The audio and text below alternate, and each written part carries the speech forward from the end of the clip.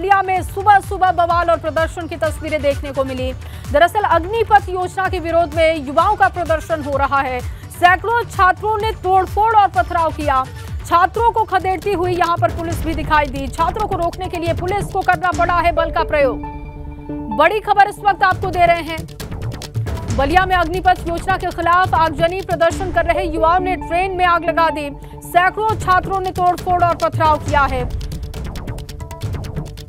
तो लगातार बड़ी खबर आपको बता रहे हैं बलिया से, जहां पर अग्निपथ योजना को लेकर आक्रोश युवाओं में दिखाई दिया। इस योजना को वापस लेने की मांग वो सरकार से कर रहे हैं और इसी को लेकर सुबह सुबह जो तस्वीरें सामने आई वो चिंताजनक है। देखिए तस्वीरें आपकी टीवी स्क्रीन पर इस वक्त है। इस तरीके से भगदड़ की स्थिति मच गई। बिल्कुल सुबह सुबह की ये तस्वीरें हैं। एक्सक्लूसिव तस्वीरें आपकी टीवी स्क्रीन पर है। पहले ज्ञापन देने के लिए युवा पहुंचे और उसके बाद सड़कों पर उतर गए। देखिए स्टेशन पहुंचे, ट्रेन में आग लगा दी गई, नुकसान पहुंचाया गया सरकारी संपत्तियों को। तस्वीरें आप देख रहे हैं, जिसके बाद पुलिस की टीमें वहां पर बढ़ाई गई। पुलिस को लाठियां भी भांजनी पड़ी, बल का प्रयोग करना पड़ा वहां से युवाओं को हटाने के लिए, भीड़ को हटाने के लिए। लेकिन देखिए किस तरीके का नुकसान पहुंचाया गया रेलवे की संपत्ति को।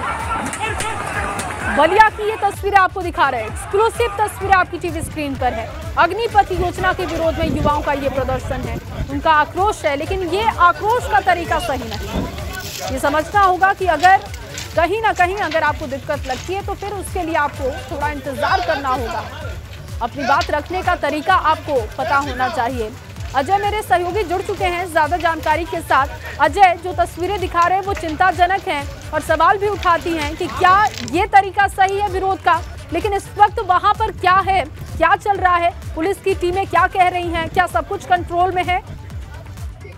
जी, मैं आपको बता दूं कि अभी ये अग्निपथ की योजना के विरोध कर रहे युवाओं ने ट्रेन में आग लगा दी है, आगजनी कर दी है। ट्रेन हालांकि वॉशिंग सीट पे ट्रेन खड़ी थी, उस बोगी में आग लगाई है और लिहाजा रेलवे के अधिकारी और आरपीएफ जो है बोगी को डिस्चार्ज करके अलग किया है, जिस बोगी में आग लगाई गई है और लगातार आग को बुझाने का प्रयास अभी जारी है।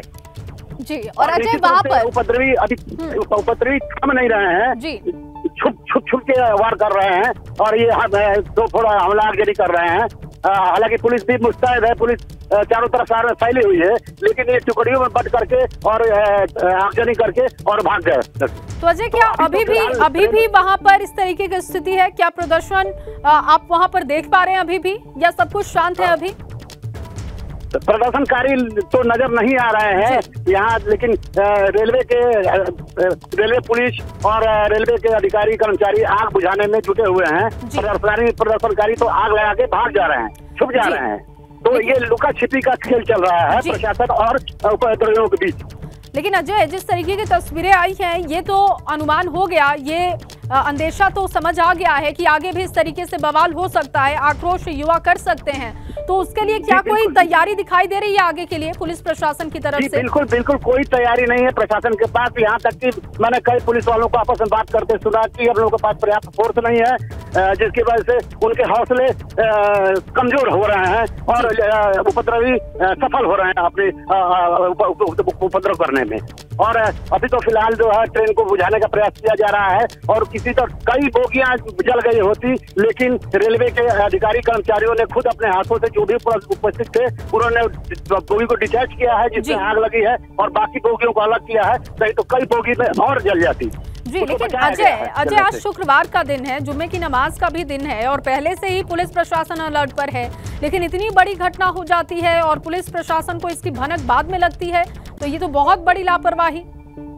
जी बिल्कुल, ये खुफिया का फेल्योर है और अभी तो जुम्मे की नमाज अभी बाकी है और जिस तरह से प्रशासन फेल्योर हो रहा है हर चीजों में, हो सकता है कि जुम्मे की नमाज के वक्त भी मुश्किल का सामना करना पड़े जिला प्रशासन को, पुलिस प्रशासन को, क्योंकि उपद्रवी भी हैं और उसके मद्देनजर जुमे की नमाज भी अदा होनी है। प्रशासन की जिम्मेदारी ये भी है कि उसको भी देखे और नियंत्रित करे, कंट्रोल में रहे, लाइन ऑर्डर मेंटेन। ठीक है अजय, आप बने रहिए हमारे साथ, मेरे सहयोगी विवेक भी इस वक्त जुड़ चुके हैं ज्यादा जानकारी के साथ, लाइव वो हमारे साथ मौजूद हैं। विवेक, जो तस्वीरें सामने आई है वो ये तो बता रही है कि ये आक्रोश यहाँ पर थमने वाला नहीं है, लेकिन सबसे अहम सवाल तो यही है कि आज जुम्मे की नमाज को लेकर पहले से पुलिस प्रशासन अलर्ट पर था, लेकिन फिर भी इस तरीके की घटनाएं हो रही हैं। देखिए, बिल्कुल जिस तरह की घटना बलिया में हुई है, जिस तरह की हिंसा हुई, पहले पथराव हुआ, तोड़फोड़ हुई और उसके बाद आगजनी, यानी जो पुलिस ने वहां पर लाठीचार्ज करके लोगों को खदेड़ा है, उसके बाद वो छोटे छोटे गुट में उपद्रवी बढ़ गए हैं और उन्होंने जैसे ट्रेन में आग लगाने की घटना हुई, तो ये बड़ी घटना है। यानी जो पुलिस है वो भांप नहीं पाई कि उपद्रव कैसे हो रहा है, कितने लोग हैं, कितनी भीड़ आनी है। एक छोटा सा कार्यक्रम था, ज्ञापन देके युवाओं को वापस लौटना था, लेकिन वो ज्ञापन देके वापस लौटने के बजाय उपद्रव करने लगते हैं, पथराव करने लगते हैं, तोड़फोड़ करने लगते हैं। पूरे शहर में जगह जगह घूमकर जिस तरह से हिंसा की घटना सामने आ रही है, उससे पूरे प्रशासन को, वहां पर स्थानीय प्रशासन को और पुलिस को कटघरे में खड़ा कर दिया है। और ये चूंकि कल ये घटना शुरू हुई थी, छिटपुट हिंसा शुरू हुई थी पूरे देश में, उसकी आंच उत्तर प्रदेश तक ना पहुंचे, इसके लिए सारे पुलिस प्रमुखों को अलर्ट कर दिया गया था। कल शाम को एक वीडियो कॉन्फ्रेंसिंग हुई जिसमें डीजीपी भी मौजूद थे, एडीजी लॉ एंड ऑर्डर मौजूद थे, अपर मुख्य सचिव गृह अवनीश अवस्थी भी मौजूद थे। वीडियो कॉन्फ्रेंसिंग करके ताकीद दी गई थी कि इस जुमे की नमाज को लेकर जो सावधानियां बरतनी है वो तो है ही, लेकिन अग्निपथ योजना का विरोध बहुत जबरदस्त हो रहा है और आक्रोश युवाओं में है। अगर युवा सड़क पर आ गए तो उनको रोकना है, कैसे रोकना है, क्या प्लानिंग है, इसकी पूरी तैयारी कर लें। अगर फोर्स चाहिए, एक्स्ट्रा फोर्स चाहिए तो फोर्स भी मांग लें, लेकिन किसी भी ने भी इस तरह के विवेक, एक बात और है कि अजय भी हमारे साथ जुड़े हुए हैं, अजय भी जुड़े हुए हैं और वो कह रहे हैं कि वो पुलिस वाले जब बात कर रहे थे तो वो वहां पर मौजूद थे और पुलिस वालों को बोलते हुए उन्होंने सुना कि उनके पास पुलिस फोर्सेस की कमी है। बिल्कुल, देखिए वही बात मैं बताने जा रहा था कि बलिया से छोटा सा एक जिला है जहां पर ये माना गया कि यहां पर इस तरह की अराजकता नहीं होगी और सारा फोकस उनका था जुमे की नमाज को लेकर। जुमे की नमाज को लेकर पर्याप्त इंतजाम मौजूद है वहां पर और सारी मस्जिदों, धर्म स्थलों की घेराबंदी कर दी गई है, पैरामिलिट्री फोर्सेस भी मौजूद हैं। लेकिन अग्निपथ योजना को लेकर इतना बड़ा प्रदर्शन हो जाएगा, इतना बड़ा विरोध होगा, इस तरह से हिंसा हो जाएगी, ये किसी ने सोचा भी नहीं था। और जो स्थानीय खुफिया इकाई है वो भी ये भाप पाने में नाकामयाब रही। इसका नतीजा ये हुआ कि इस तरह की हिंसा सामने आई और सारी फोर्स चूंकि धर्म स्थलों के आसपास लगी हुई है, फोकस वहीं पर है और जो दोपहर में नमाज होनी है जुमे की, उससे पहले कोई तनाव की स्थिति नहीं है। दोपहर में ही यानी 1 बजे के आसपास, 12 बजे के आसपास फोर्स मस्जिदों के आसपास मौजूद हो जाएगी और तब तक के लिए एक रिलैक्स वाली स्थिति थी पुलिस प्रशासन के लिए कि अभी कुछ नहीं होगा। ये मान कर बैठे थे कि अभी माहौल सामान्य रहेगा, हालात सामान्य रहेंगे, जब नमाज शुरू होगी उसके 1 घंटे पहले एक्टिव होना है। यही उनकी जो नासमझी रही, जो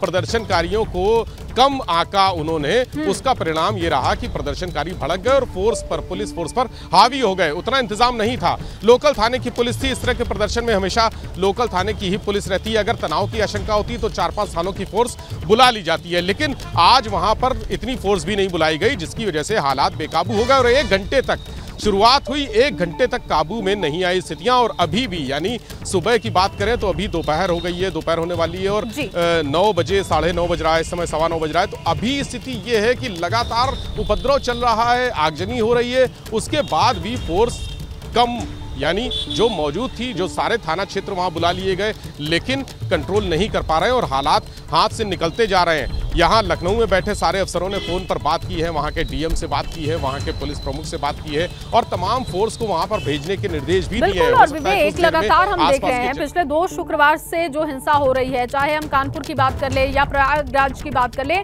उसके बाद से कई बैठकें हमने देखी, लेकिन क्या मैसेज कन्वे नहीं हो पा रहा है। मैं लौटती हूँ विवेक आपके पास। जो तस्वीरें आई हैं वो हम अपने दर्शकों के सामने अब रखने जा रहे हैं, क्योंकि सुबह ये बवाल हुआ है। अग्निपथ योजना को लेकर युवाओं का प्रदर्शन सामने आया है। कुछ तस्वीरें जो सामने आई हैं वो अब हम आपके सामने रखेंगे और तस्वीरों के जरिए आप देख पाएंगे कि किस तरीके से अपना आक्रोश जाहिर किया गया। ये देखिए, ट्रेन को आग के हवाले कर दिया गया। हालांकि ये ट्रेन प्लेटफॉर्म पर ही खड़ी थी और इसको आग के हवाले किया गया है। रेलवे की संपत्ति को नुकसान पहुंचा, इसी तरीके से सरकारी संपत्तियों को नुकसान पहुंचाया गया।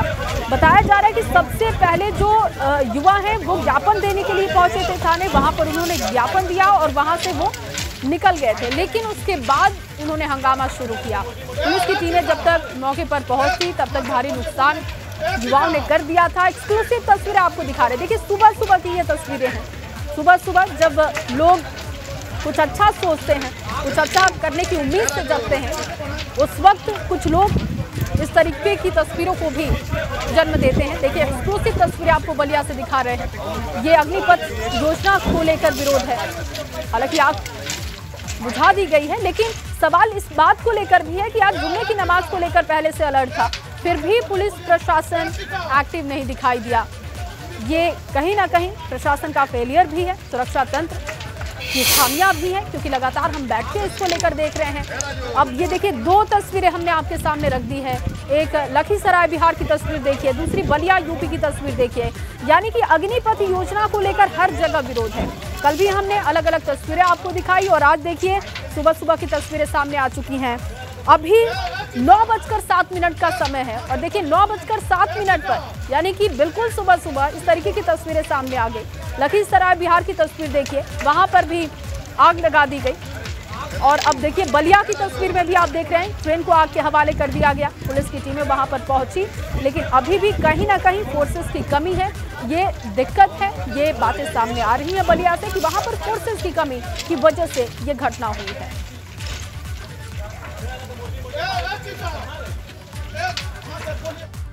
और अब बात करेंगे जुम्मे की नमाज की, क्योंकि आज जुम्मे की नमाज पर यूपी में सख्त सुरक्षा है। हर जिले में सुरक्षा का कड़ा पहरा है। प्रदेश के कई शहरों में ड्रोन से निगरानी हो रही है। लगातार पिछले 2 शुक्रवार को हिंसा हुई थी और इस बार कोई उपद्रव ना हो, इसके लिए शहर शहर सख्ती बरती जा रही है। सभी संवेदनशील इलाकों को छावनी में तब्दील किया गया। किसी भी अप्रिय स्थिति से सख्ती से निपटने के लिए आदेश भी है सीएम की तरफ से पुलिस को। सख्ती से निपटे पुलिस, और इसको लेकर सीएम ने बैठक में निर्देशित भी किया। पुलिस ने कई शहरों में फ्लैग मार्च किया है। लोगों को समझाने की कोशिश की गई है कि शांतिपूर्वक तरीके से जुम्मे की नमाज करें। संवेदनशील जगहों पर सीनियर पुलिस वालों की ड्यूटी लगा दी गई है, उनकी जिम्मेदारी वहां पर तय की गई है। और संवेदनशील इलाकों की बात करें तो वहां पर पुलिस फोर्सेस बढ़ा दी गई है। हर जिले में सुरक्षा का कड़ा पहरा है। देखिए फ्लैग मार्च की तस्वीरें आपको दिखा रहे हैं। पुलिस के बड़े अधिकारी जब फ्लैग मार्च कर रहे थे, लोगों को समझा रहे थे, उनसे अपील कर रहे थे कि शांतिपूर्वक तरीके से आप जुम्मे की नमाज अदा करें और शांति व्यवस्था कायम रखने में सहयोग करें पुलिस प्रशासन का। उस वक्त की तस्वीरें आप देख रहे हैं। लेकिन पिछले 2 शुक्रवार को जो हिंसा हुई थी उसके बाद से कुछ तैयारियां सामने आ रही हैं, लेकिन कई जगहों पर इसको लेकर अभी खामियां भी हैं। और देखिए अब चलिए सीधे रुख करते हैं, हमारे सहयोगी जुड़ चुके हैं इस वक्त। मोहम्मद मोइन प्रयागराज से हमारे साथ हैं, रतीश त्रिवेदी कानपुर से हमारे साथ जुड़ चुके हैं और विवेक त्रिपाठी लगातार लखनऊ से हमारे साथ बने हुए हैं। सबसे पहले प्रयागराज का रुख करेंगे, क्योंकि 10 तारीख को मोहम्मद मोइन यहां पर हिंसा हुई थी और उसके बाद से हम देख रहे हैं कि आज के जुम्मे के नमाज के लिए अलर्ट पर पुलिस प्रशासन को रखा गया। इसके लिए बैठकें भी हुई थी। तो आज सुबह सुबह की तस्वीरें वहां पर क्या हैं, कितनी सुरक्षा व्यवस्था आप देख पा रहे हैं? देखिए आपको बता दें कि संगम नगरी प्रयागराज में पिछले शुक्रवार को जो कुछ हुआ था, उससे जो शुक्रवार का पाक दिन था वो ब्लैक फ्राइडे में तब्दील हो गया था। लेकिन आज उस तरीके की घटना ना हो, आज पूरी तरह से शांति बनी रहे, किसी तरीके की हिंसा, हंगामा या विरोध ना हो, इसको लेकर खास तैयारी की गई है। और सबसे ज़्यादा फोकस किया गया है हिंसाग्रस्त अटाला इलाके को, इसके साथ साथ जो दूसरे संवेदनशील इलाके हैं उनको, पूरे इलाकों को छावनी में तब्दील कर दिया गया है। पुलिस के साथ साथ पीएसी और रैपिड एक्शन फोर्स को लगाया गया है। और इतना ही नहीं, सड़कों के साथ साथ गलियों में भी निगहबानी की जा रही है। और इस वक्त हम मौजूद हैं प्रयागराज के अटाला इलाके की गलियों में, जहां आप देख सकते हैं कि पुलिस और पीएसी के जवान जो हैं वो लगातार गश्त कर रहे हैं। मस्जिदों के बाहर सुरक्षा खास तौर पर जो है वो बढ़ा दी गई है। लगातार इसी तरीके से जो फुट मार्च है, जो फ्लैग मार्च है, वो हो रहा है। लोगों को ये भरोसा दिलाया जा रहा है कि जो शांति प्रिय नागरिक हैं वो ठीक से उनको कोई दिक्कत नहीं होने पाएगी, वो बेखौफ होकर के अपना काम पर जा सकते हैं, नमाज अदा कर सकते हैं। लेकिन साथ ही साथ ये अल्टीमेटम भी दिया जा रहा है कि जो उपद्रवी तत्व है, जिन्होंने कानून को अपने हाथ में लेने की कोशिश करेंगे, उनके साथ सख्ती बरती जाएगी, उन्हें कतई बख्शा नहीं जाएगा। तो प्रयागराज की अगर हम बात करें तो पूरे शहर को 20 जोन में और 50 सेक्टरों में बांटा गया है। इसके साथ साथ 200 से ज्यादा एक्स्ट्रा सीसीटीवी कैमरे लगाए गए हैं, 200 से ज्यादा वीडियोग्राफर हायर किए गए हैं, बड़ी संख्या में वॉलंटियर्स की तैनाती की गई है। हालांकि सड़कों पर सन्नाटा पसरा हुआ है, गलियां सूनी हुई हैं, लेकिन आपको बता दें कि जो सुरक्षा इंतजाम है वो दावा ये किया जा रहा है कि वो पुख्ता किए गए हैं। पिछली बार की घटना से सबक लिया गया है और इस तरीके के मुकम्मल इंतजाम किए गए हैं ताकि कोई गड़बड़ी ना कर सके। तो ये अटाला इलाका है, हिंसाग्रस्त अटाला इलाका है, जहां आप देख सकते हैं कि हर तरफ आपको सिर्फ सुरक्षा कर्मी नजर आएंगे, पुलिस, पीएसी और आरएएफ के लोग गश्त करते हुए नजर आएंगे और इस तरीके के खास इंतजाम किए गए हैं ताकि किसी तरीके की कोई गड़बड़ी ना हो सके। तो एक तरफ लोगों से शांति बनाए रखने की अपील की जा रही है, तो वही दूसरी तरफ ये सख्त संदेश दिया जा रहा है कि अगर किसी ने कानून को हाथ में लेने की कोशिश की तो उसकी खैर नहीं होगी, उससे सख्ती से निपटा जाएगा। तो तमाम इंतजाम किए गए हैं। 4 ड्रोन कैमरों के जरिए लगातार पूरे इलाके की, पूरे शहर की निगरानी आप बता रहे हैं। प्रयागराज में पूरी चाक चौबंद व्यवस्था है, लेकिन अब कानपुर में तस्वीर क्या है, रतीश बताएंगे। रतीश, कितने इंतजाम आप देख पा रहे हैं वहां पर?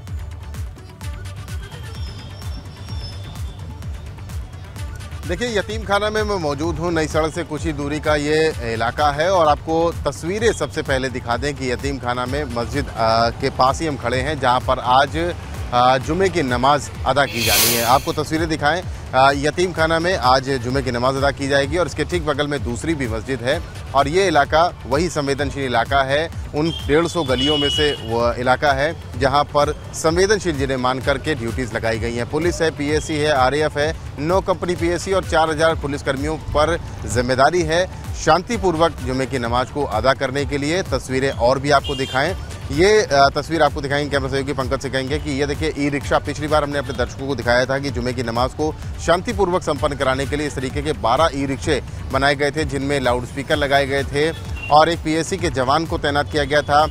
माइक हाथ में दिया गया था ताकि कोई इम्पोर्टेंट अनाउंसमेंट अगर करना है पुलिस के द्वारा आम लोगों को लेकर के, तो ऐसे में इसके द्वारा अनाउंसमेंट किया जाएगा। आगे अगर बढ़ाते हैं तो आगे तस्वीर दिखाएं, पुलिसकर्मी यहाँ पर तैनात हैं, पीएसी के लोग यहाँ पर बैठे हुए हैं और सभी संवेदनशील पॉइंट्स को जिनको चिन्हित किया गया है 125, वहाँ पर इस तरीके की तस्वीर निकल के आई हैं। लगातार अगर सिक्योरिटी की बात की जाए तो पुलिस के अधिकारी ये कह रहे हैं कि उन्होंने पुख्ता इंतजाम इस बार फिर से किए हुए हैं और इस बार अगर हम देखें तो हमको ये देखने को मिल रहा है कुछ ज़्यादा इंतजाम पिछले शुक्रवार से किए गए। पिछली बार 6 ड्रोन ही काम कर रहे थे, यानी 6 ड्रोन निगरानी का काम कर रहे थे गली और छतों में, लेकिन इस बार 8 ड्रोन्स लगाए गए हैं। अगर कैमरा की बात करें तो सीसीटीवी कैमरा तो लगे हुए हैं, इंस्टॉल हैं, लेकिन पीटीजेड कैमरा भी लगाए गए हैं। 360 डिग्री का व्यू लेता है पीटीजेड कैमरा और अराजक तत्वों को पकड़ने के लिए सबसे बेहतर माना जाता है। ये देखिए, फायर टेंडर्स की गाड़ियाँ भी लगातार घूम रही हैं। मुस्लिम बाहुल्य क्षेत्र में फायर टेंडर्स की गाड़ियाँ भी लगाई गई हैं और किसी भी गड़बड़ी को रोकने के लिए पूरी तरह से तैयारी की बात कही जा रही है। यतीम खाना से ये रोड पेचबाग की तरफ जाती है, जहां पर खूब जमकर पत्थरबाजी हुई थी 3 जून को, और दूसरी रोड नई सड़क की तरफ जाती है। ये रोड नई सड़क की तरफ जाती है और ये यतीम खाना की वही पुलिस चौकी है जिसे सीए एनआरसी की हिंसा में फूंक दिया गया था, जला दिया गया था। इसके ठीक ऊपर सीसीटीवी कैमरे लगाए गए हैं और तमाम इंतजाम पुलिस ने जो कहे हैं वो आज किए हैं। 100 से ज़्यादा मस्जिदों पर विशेष निगरानी रखी जा रही है और पुलिस के जो आला अधिकारी कह रहे हैं कि आज शांतिपूर्ण नमाज को, जुमे की नमाज को संपन्न कराने के लिए जो एहतियात और जो प्रबंध किए जाने थे उन्हें पूरा कर लिया गया है। सिविल डिफेंस के 2000 लोगों को, 2000 वॉलंटियर्स लगाए गए हैं। पुलिस सेवा मित्र एक नया कॉन्सेप्ट पुलिस ने लॉन्च किया, 1834 वॉलंटियर्स उससे जुड़े हैं, जिनकी जिम्मेदारी है कि अगर कुछ शहर में या मोहल्ले में, इलाके में, गली में कुछ गड़बड़ी होती है तो फौरन पुलिस के अधिकारियों को सूचित किया जाए। पीस कमेटी की लगातार मीटिंग हुई है और 150 के आसपास धर्म गुरुओं के साथ मीटिंग की गई है। यानी पूरी तैयारी की गई है, पूरी तैयारी दिखाई भी दे रही है कानपुर में। प्रयागराज में भी जो तस्वीरें हैं वो कम से कम ये हम कह सकते हैं कि पिछली बार से इस बार की तैयारी ज्यादा है, क्योंकि सुरक्षा तंत्र पर भी सवाल उठाए गए थे। विवेक, लखनऊ में किस तरीके की तैयारी है, कितना सख्त पहरा वहां पर दिखाई दे रहा है? बिल्कुल, देखिए सबसे संवेदनशील जगह टीले वाली मस्जिद, जहां पर नमाज के बाद पिछले जुम्मा को जबरदस्त भीड़ इकट्ठा हुई थी और धक्का मुक्की भी हुई थी, झड़प भी हुई थी पुलिस कर्मियों से। कुछ लोगों ने यहाँ नारेबाजी की थी, माहौल तनावपूर्ण हो गया था, संवेदनशील हो गया था, इसलिए यहाँ पर सबसे ज़्यादा तैयारियां हैं और नमाज के बाद ये सबसे ज़्यादा भीड़ यहीं जुटती है। ये हमारे ठीक पीछे टीले वाली मस्जिद है और पूरे सुरक्षा इंतजाम, अगर हम अंदर देखेंगे तो अंदर पीएसी के कैंप लगे हुए हैं। यहाँ हमेशा पीएसी मौजूद रहती है, लेकिन आज के लिए पीएसी का जो बटालियन है वो कई कंपनी यहाँ तैनात की गई हैं और सीसीटीवी कैमरे से पूरे चारों तरफ का इलाका घेर दिया गया है। आप सामने देख रहे हैं कि इस खंबे पर सीसीटीवी कैमरे लगे हुए हैं, ये काफ़ी पहले से लगे हुए हैं, लेकिन जो बगल में पुलिस सहायता बूथ है ठीक इस टीले वाली मस्जिद के गेट के ठीक सामने, वहाँ पर ऊपर भी कई सीसीटीवी कैमरे लगे हुए हैं और 360 डिग्री वाला भी एक कैमरा गोल वाला आपको दिख रहा है, जिससे सारी चारों तरफ निगाह रखी जा सकती है। और ये हाई रिजोल्यूशन के कैमरे हैं, यानी जो फोकस करके लोगों के चेहरे अच्छी तरह से इसमें पहचाने जा सकते हैं। अगर कोई उपद्रव करता है, उपद्रवी यहाँ इकट्ठा होते हैं, तो एक एक भीड़ में शामिल एक एक व्यक्ति का चेहरा और गाड़ियों के नंबर, जो गाड़ियाँ हैं उनके नंबर भी आसानी से पहचाने जा सकेंगे। चौकी के ठीक पीछे से लेकर हम दिखाते हैं आपको नज़ारा कि पुलिसकर्मी लाइन से लगातार बैठे हुए हैं और ये सामने जो खाली स्थान दिख रहा है वहाँ पर भी पैरामिलिट्री फोर्सेस के लोग आ चुके हैं, पीएसी के लोग तैनात हैं। चारों तरफ के इलाके को घेर दिया गया एक तरह से और लोहे की बैरिकेटिंग इस पूरे चौराहे के चारों तरफ रखी हुई है, यानी नमाज दोपहर में करीब 1 बजे होगी और 1 बजे से पहले पहले ये तैयारियां हैं, यानी अभी 4 घंटे बाकी हैं लेकिन तैयारियां पूरी हैं। जो सबसे खास बात थी कि इस मस्जिद के टीले वाली मस्जिद के इमाम फजलुल मन्नान रहमानी, वो उनके ऊपर आरोप ये था कि वो लोगों को अंदर तकरीब के समय भड़काते हैं, बरगलाते हैं, उनको हटवा दिया गया है। उनकी जगह जो सह मुतवल्ली हैं उनको यहाँ का इमाम बनाया गया है, यानी जो एक संवेदनशीलता बनी हुई थी यहाँ पर प्रशासन के लिए सरदर्द बना हुआ था, चूंकि अंदर नमाज के दौरान किसी को भी पुलिस प्रशासन के अधिकारी को जाने की अनुमति नहीं होती है। अंदर तकरीर में क्या बोला जाता है, युवाओं से क्या संवाद किया जाता है, और वो बाहर तस्वीरें हैं वो ये बता रही है कि सख्त पहरा यहाँ पर भी है। कानपुर हिंसा की जांच में बहुत बड़ा खुलासा हुआ। हिंसा से पहले अपराधियों ने साजिश रची, सूत्रों के हवाले से अहम जानकारी आपको दे रहे हैं। चमनगंज में कुख्यात अपराधियों ने मीटिंग की थी। सूत्र ये बताते हैं कि मुख्य आरोपी हयात ने प्लानिंग की बात कबूल की है और 1 जून को चमनगंज इलाके में प्लानिंग की गई थी, इसके लिए मीटिंग की गई थी। इस बैठक में सभी अपराधियों को सौंपे गए थे काम, कैसे हिंसक होना है, कब होना है, कब पत्थर कब बम चलाने हैं, सब कुछ पहले से ये तय किया गया था। ये बहुत बड़ा खुलासा कानपुर हिंसा मामले में। रतीश मेरे सहयोगी लगातार बने हुए हैं। रतीश, ये बहुत बड़ा खुलासा है, हालांकि सूत्रों के हवाले से है, लेकिन ये बहुत बड़ा क्लू है कि साजिश पहले से रची गई, इसके लिए मीटिंग की गई, कैसे सब कुछ करना है ये एक पूरी प्लानिंग के तहत किया गया। देखिए, एसआईटी जांच जैसे जैसे आगे बढ़ रही है वैसे वैसे तमाम खुलासे होते जा रहे हैं। बड़ा खुलासा है, बड़े खुलासे के तहत ये सामने निकल करके आया है, जो हमारे सूत्रों ने बताया है कि एक सोची समझी साजिश रची गई थी। चमनगंज जो मुस्लिम बाहुल इलाका है वहाँ पर 1 जून को एक मीटिंग की गई थी, महापंचायत हुई थी अपराधियों की और अपराधी इसमें तमाम शामिल थे। D2 गैंग के बारे में हम पहले ही अपने दर्शकों को बता चुके हैं, उस गैंग से भी तमाम अपराधी थे और उन्होंने प्लानिंग चमनगंज की एक इमारत में बैठकर ये की कि 3 जून को जो बंदी का कॉल है तब अगर हिंसा की जाएगी तो किस तरह से की जाएगी, कौन पत्थर फेंकेगा, कौन आगे रहेगा, कौन फेस बनेगा, अपने फेस को कौन कौन ढका रहेगा और अपराधी तत्व उसमें कैसे शामिल होंगे और हिंसा कब होगी, कब बम फेंके जाएंगे और कब हिंसा को शुरू किया जाएगा और कहाँ किसको टारगेट किया जाएगा। तमाम सवाल पूछताछ में निकल के आए हैं। पुलिस ने 2 दिन की और रिमांड ली है मास्टरमाइंड हयात जफर हाशमी, मोहम्मद राहिल, मोहम्मद सूफियान और जावेद खान की, और उन चारों से जब पूछताछ की गई 9 घंटे की पूछताछ में ये तथ्य सामने निकल के आए तो बड़े ही हैरान कर देने वाले तथ्य हैं कि पूरी सोची समझी रणनीति के तहत, साजिश के तहत शहर को हिंसा की आग में झोंक दिया गया था। अब परत तथ्य सामने निकल के आ रहे हैं और जैसे जैसे परतें खुल रही हैं तैसे तैसे तथ्य जो चौंकाने वाले हैं वो निकल के आ रहे हैं। तमाम और तथ्य भी सामने निकल के आए हैं। संपत्तियों का भी खुलासा हुआ है। MMA जौहर फैंस एसोसिएशन जिसका प्रमुख हयात जफर हाशमी है, उसमें भी तमाम इरेगुलरिटीज, अनियमितताएं पाई गई हैं और उसकी भी जांच SIT के द्वारा की जा रही है। लेकिन ये बड़ा खुलासा है कि अपराधियों की एक महापंचायत 1 जून को चमनगंज की एक इमारत भी की गई थी और जिसमें यह तय किया गया था कि कौन हिंसा में किस रूप में शामिल होगा, कहाँ हिंसा का कौन सा पॉइंट होगा, कौन पत्थर फेंकेगा, कौन बम फेंकेगा, और तमाम पूरा डिस्क्रिप्शन, पूरा डिटेल जुटाया गया था और बिल्कुल रतीश, देखिए ये एक बड़ा कनेक्शन है और SIT की जांच में अब परत दर परत तमाम राज खुलते जा रहे हैं, ये गुत्थी सुलझते जा रही है। और सूत्रों के हवाले से ये भी अहम खबर है रतीश कि ये बात खुद कबूल की है जफर ने। चलिए, बहुत शुक्रिया तमाम जानकारी के लिए रतीश आपका। तो रतीश हमारे साथ बने हुए थे, अपडेट कर रहे थे कानपुर हिंसा मामले में, आपको बड़ा अपडेट दे रहे थे कि जफर ने खुद ये बात कबूल की है कि हिंसा से पहले एक मीटिंग की गई थी, तमाम अपराधी इसमें शामिल रहे, किसे क्या करना है ये सब कुछ पहले से तय किया गया था।